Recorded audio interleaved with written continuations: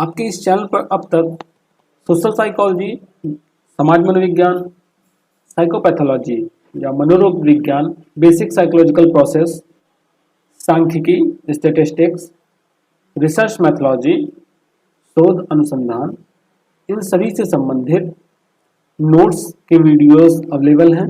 इनके साथ साथ एमसीक्यू टाइप क्वेश्चंस भी, ऑब्जेक्टिव क्वेश्चंस भी, जिसमें सोशल साइकोलॉजी से रिलेटेड, एबनॉर्मल साइकोलॉजी से रिलेटेड, पर्सनालिटी मेंटल टेस्ट से रिलेटेड, स्टैटिस्टिक्स, सांख्यिकी से संबंधित, रिसर्च यानी शोध से संबंधित, गाइडेंस काउंसलिंग, परामर्श एवं निर्देशन से संबंधित, इन्वायरमेंटल साइकोलॉजी और लास्ट में साइकोलॉजी प्रैक्टिकल से संबंधित कंप्लीट वीडियोस चैनल पर मिल जाएंगे। आपको इन वीडियोस के लिए सिर्फ यहाँ पर जो आपका वीडियो के नीचे टाइटल है, टाइटल के सामने आपको डिस्क्रिप्शन का एरो दिख रहा है, इस एरो पर आप क्लिक करेंगे, नीचे आपको सभी प्लेलिस्ट के लिंक प्रोवाइड हैं। आज हम लास्ट थ्योरी के बारे में बात करेंगे, पर्यावरण मनोविज्ञान के अंतर्गत अंतिम सिद्धांत जो कि है पर्यावरण प्रतिबल सिद्धांत, इन्वायरमेंटल स्ट्रेस थ्योरी। इससे पहले आप लास्ट 4 थ्योरीज को पढ़ चुके हैं, उनको आप देख सकते हैं नीचे डिस्क्रिप्शन में जाके। प्रतिबल काफी इंपॉर्टेंट टॉपिक है साइकोलॉजी के पॉइंट ऑफ व्यू से और इन्वायरमेंटल साइकोलॉजी के पॉइंट ऑफ व्यू से भी।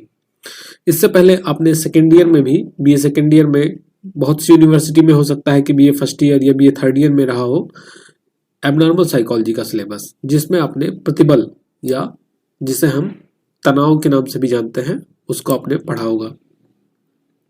तो जो वहां पर आपने थ्योरी देखी थी, वहां पर एक थ्योरी दी गई थी हैंस सेली के द्वारा, GAS theory, general adaptation syndrome सिद्धांत दिया गया था, संप्रत्यय दिया गया था।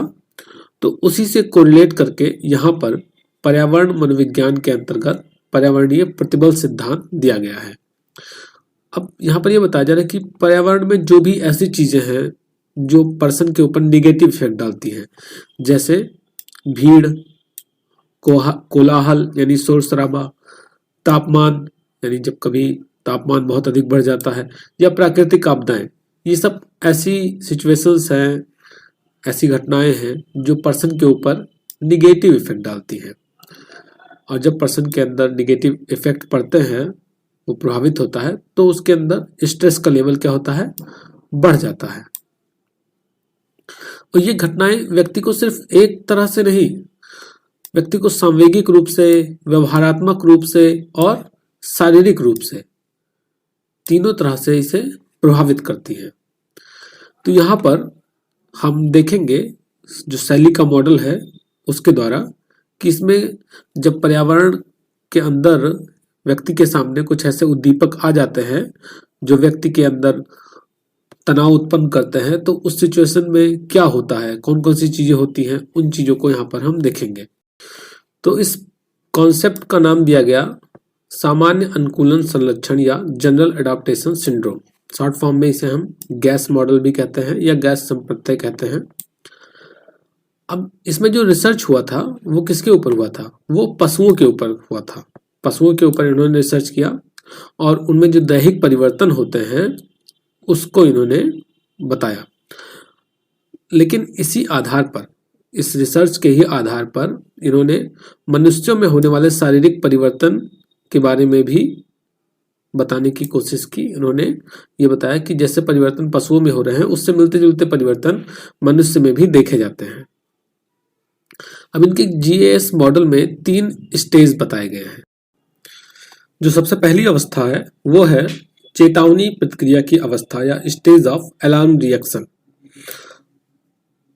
दूसरी अवस्था है आपकी प्रतिशोध की अवस्था, स्टेज ऑफ रेजिस्टेंस। तीसरी अवस्था है आपकी समापन की अवस्था, स्टेज ऑफ एग्जॉशन। सबसे पहले हम बात करते हैं चेतावनी प्रतिक्रिया की अवस्था के बारे में। तो यहां पर देखिए बताया जा रहा है कि जब व्यक्ति तनाव उत्पन्न करने वाली पर्यावरणीय परिस्थिति या घटना से घिर जाता है, तो उसमें सबसे पहले जो शारीरिक परिवर्तन होता है उसे चेतावनी प्रतिक्रिया की संज्ञा दी जाती है। इसको हम समझते हैं। मान लीजिए एक पर्सन है और वो एक रास्ते से जा रहा है, अचानक से उसके पीछे 2 लोग लग जाते हैं काफी दूर चलने के बाद उस पर्सन को ये एहसास होता है कि नहीं, मुझे कोई फॉलो कर रहा है, मेरा कोई पीछा कर रहा है। जैसे ही उसको ये एहसास होता है, तो आपने देखा होगा मूवीज में या अपने आसपास में कि जो पर्सन आगे चल रहा है उसमें कुछ शारीरिक परिवर्तन हो जाते हैं। जैसे उसकी हृदय गति बढ़ जाएगी, पसीने आने लगेंगे, या वो बहुत तेजी से आगे चलने लगेगा। तो ये जो भी परिवर्तन हो रहे हैं, ये चेतावनी प्रतिक्रिया की अवस्था के अंतर्गत आएंगे। समझ में आ गया इतना?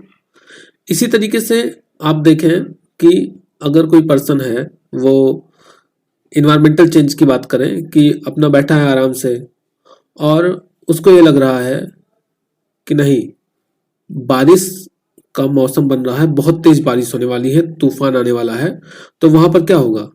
वहां पर कुछ फिजियोलॉजिकल चेंजेस होंगे, धड़कनें बढ़ेंगी, या कुछ हो सकता है, या फिर वो वहां से उस सिचुएशन से निकलने की कोशिश करेगा, वहां से वो बचने की कोशिश करेगा। उसके बाद क्या होगा? उसके बाद बात करते हैं प्रतिरोध की अवस्था में। तो दोनों एग्जाम्पल को लेके चलेंगे हम साथ में। अब मान लीजिए कि वो जो पर्सन आगे जा रहा था, उसको उन दोनों लोगों ने, जो उसका पीछा कर रहे थे, उन दोनों लोगों ने घेर लिया, एक इधर से और एक इधर से घेर लिया। अब वो क्या करेगा? तो वहां पर वो उनका प्रतिरोध करेगा, उससे लड़ने की कोशिश करेगा। पहले तो समझाने की कोशिश करेगा कि नहीं, जाने दो मुझे, ये वो। फिर अगर वो वहां पर बात नहीं बनती है तो उनके प्रति प्रतिरोध करेगा, उनसे लड़ने की कोशिश करेगा। ये भी हो सकता है कि वो जीत जाए, उनको दोनों को हरा दे। तो ये जो अवस्था है, इसी अवस्था को हम कहेंगे प्रतिरोध की अवस्था, जहां पर वो पर्सन प्रतिरोध कर रहा है, अपनी जो सिचुएशन है उस सिचुएशन के प्रति वो प्रतिरोध दिखा रहा है। अब इस सिचुएशन में कई बार जो प्रतिरोध है वो पर्सन करके उस सिचुएशन को कंट्रोल में कर लेता है। मतलब पर्सन ने क्या किया, उन दोनों के प्रति प्रतिरोध किया और दोनों को हरा के, और जो उसका तनाव था उस तनाव को उसने कंट्रोल में कर लिया। या ये भी हो सकता है कि वो इन दोनों को हराने ही वाला था, तब तक इसके दो और साथी आ गए, इन दोनों के दो और साथी आ गए। अब इस कंडीशन में क्या होगा कि इसकी एनर्जी तो खत्म होने वाली है, लेकिन यहां पर इन दोनों की एनर्जी, अभी इनकी चारों की एनर्जी मिल गई, तो ये ज्यादा पावरफुल हो गए।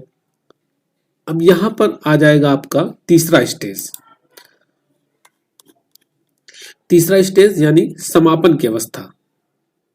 पहले आप इसको देख लें, प्रतिरोध वाली अवस्था को देखें यहां पर आगे, कि अगर व्यक्ति के सामने उस पर्यावरणीय परिस्थिति की मौजूदगी जारी रहती है, मतलब वो जो परिस्थिति है कि तूफान आने वाला है या दो पर्सन है, उनकी मौजूदगी जारी रहती है, तो जीएस की दूसरी अवस्था अर्थात प्रतिरोध की अवस्था प्रारंभ हो जाती है, जहां शरीर उस परिस्थिति से उत्पन्न प्रभाव को अवरुद्ध करता है। मतलब उस व्यक्ति का शरीर उनको रोकने की कोशिश करता है। अब अगर इसी कंडीशन में, इसी अवस्था में व्यक्ति के सामने कोई नई परिस्थिति आ जाए, जैसे वहां पर दो लोग और आ गए, या मान लीजिए कि तूफान आने वाला था, तूफान के साथ साथ अचानक वहां पर भूकंप भी आने लगा। अब तूफान से बचने के लिए पर्सन अंदर घर में भाग रहा है और भूकंप आ गया।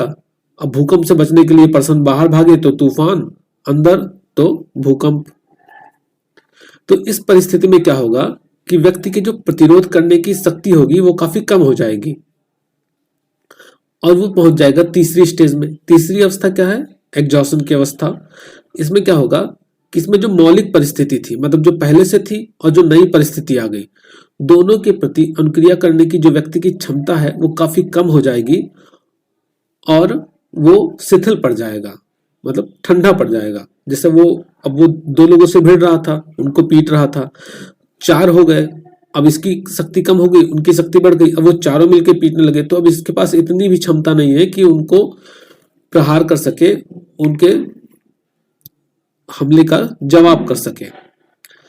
या बाहर तूफान है, अंदर भूकंप है, अब वो समझ ही नहीं पा रहा मैं किधर जाऊं। तो ऐसी अवस्था में क्या हो जाता है, ऐसी अवस्था में कई बार लोग बेहोश हो जाते हैं, या वो कुछ करते ही नहीं, सुन्न पड़ जाते हैं। या अगर हम बात करें तो यहाँ पर क्या होगा, वहां पर वो जिससे दो बीमारी एक साथ पर्सन में आ जाए तो वो और ज्यादा बीमार हो जाएगा। तो इसी को समापन की अवस्था कहा गया, जहां पर पर्सन की जो एनर्जी है वो एकदम से खत्म होने के कगार पर आ जाती है। आपने देखा होगा ये तीनों सिचुएशन पर्सन के साथ देखी जाती हैं। बहुत से पर्सन ऐसे होते हैं जिनमें ये तीनों सिचुएशंस देखी जाती हैं, जब उनके सामने कोई भी प्रॉब्लम आती है, कोई भी ऐसी समस्या या कोई भी ऐसी परिस्थिति जो उनके अंदर स्ट्रेस को उत्पन्न कर सकती है। अब इस सिद्धांत की कुछ विशेषताओं को देखते हैं।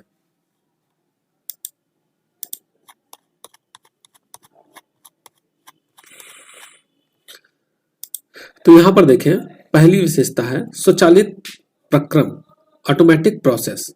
अब इसमें क्या होगा, जब ये चेतावनी वाली अवस्था से संबंधित है कि जब चेतावनी उसको मिलेगी कि हाँ नहीं कुछ तो होने वाला है, तो वहां पर उसकी हृदय गति बढ़ जाएगी, एड्रिनल ग्लैंड से स्राव अधिक हो जाएगा, और अगर जो स्ट्रेसर है वो बहुत ही भयानक है, जिससे तनाव उत्पन्न हो रहा है, जो तनाव दे रहा है व्यक्ति में, तो जो शारीरिक परिवर्तन है वो और तेजी से होने लगेंगे। इसके बाद कॉग्निटिव लेवल के पे क्या होगा, संज्ञानात्मक मूल्यांकन करेगा वो। अब इसमें संज्ञानात्मक मूल्यांकन तो तभी शुरू हो जाता है जब चेतावनी की अवस्था स्टार्ट होती है, तभी संज्ञानात्मक मूल्यांकन शुरू हो जाता है। पर्सन सोचने लगता है कि ये परिस्थिति जो है वो बहुत ज्यादा खतरनाक है, कि नॉर्मल है, कि थोड़ा बहुत खतरनाक है, और इसके आधार पर ही वो डिसाइड करता है कि मुझे प्रतिरोध करना है या अनुकूलन करना है, क्या करना है। वो सारी चीजें उस मूल्यांकन के आधार पर ही वो डिसाइड करता है। आगे देखें तो चौथी यहाँ पर विशेषता है शैक्षिक प्रकार, एजुकेशनल प्रोसेस। अगर पर्सन ऐसी सिचुएशन से पहले भी कभी सामना कर चुका है और उसमें वो सक्सेसफुल रहा है, उस परिस्थिति का सामना किया और वहां पर वो सही सलामत बच गया या उसे सफलता मिल गई, तो जब दोबारा वैसी परिस्थितियां व्यक्ति के सामने आती हैं तो पर्सन क्या करता है, पर्सन अपने एक्सपीरियंस के आधार पर उन चीजों से आसानी से निपट लेता है, उनको आसानी से अपने नियंत्रण में ले आता है। तो इस प्रकार से यहाँ पर मुख्य रूप से 3 विशेषताएं बताई गई हैं, और इसी के साथ आपका जो सिद्धांत का चैप्टर है वो समाप्त होता है। नेक्स्ट क्लास में हम पर्यावरण मनोविज्ञान की विधियों के बारे में जानेंगे। तो मिलते हैं नेक्स्ट क्लास में, तब तक के लिए धन्यवाद।